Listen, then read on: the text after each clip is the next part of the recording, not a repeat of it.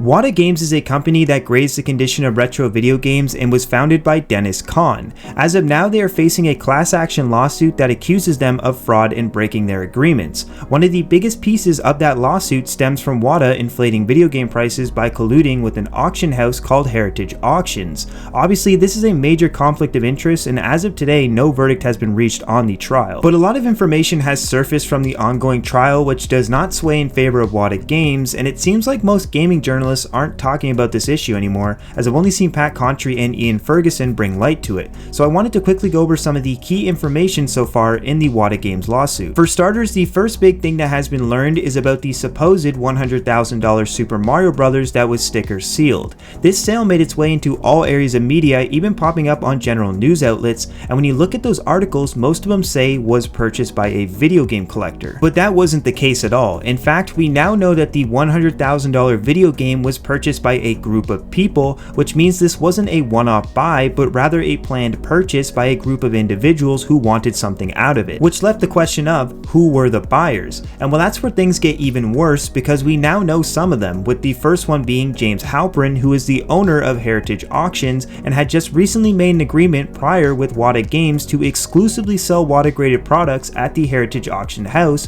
which is already a massive conflict of interest. Yet that's not all, because James Halpern is also an investing founder in Wata, so not only does he own the auction house selling Wata video games, he's also an investor within the company. But it's not just James who is a purchaser, as we now know that the second buyer was Richard Lecce, who is a Wata co-founder and Wata investor, and the third buyer was Mark Haspel, who was an executive for Wata Games and also served on their board of directors. Still, many at this point didn't know who the seller of the game actually was, and well, we do now, and that's Dan Moresco, who was a part of the Wata advisory board before the sale of the $100,000 Mario game, which again is strange because why would a person who helped found Wata Games be selling a graded Wata video game? Which explains why Dan Moresco was left out of all initial reports and only ever came to light in court documents, and why Wata removed his name from their website prior to the sale of that Super Mario Bros. In 2019. And that's pretty weird, especially when after the Mario Bros. Sale, Dennis Kahn, founder of Wata, is saying, quote,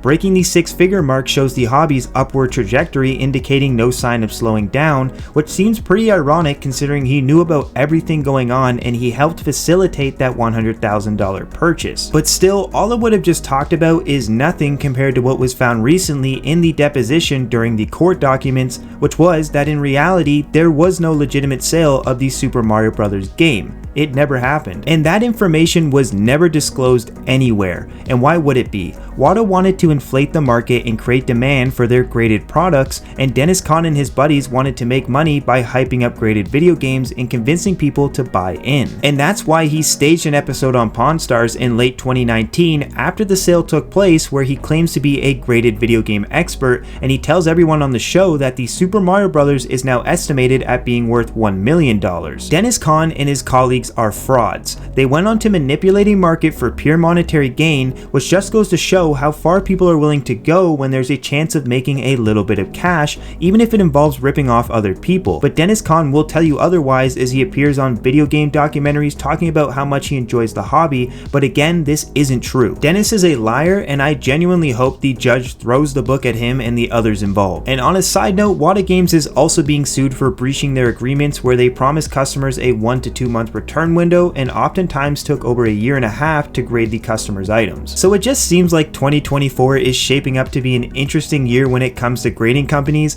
as CGC, who is known for grading comic books, is now also involved in a lawsuit where they are suing an ex-employee and his wife for fraud, as they were duplicating CGC grade labels and then placing them on worser condition comics. All in all, this is just another example of problems within grading and why you should just outright avoid all of this stuff for now. But let me know what you think down in the comments, and if you want to hear more about the Wata lawsuit details, I definitely recommend you listen to the CU podcast Super number 8, as they do a great job at breaking it down and giving you the specifics. And so with all that said, please subscribe if you like my content, and I will see ya in the next video. Bye.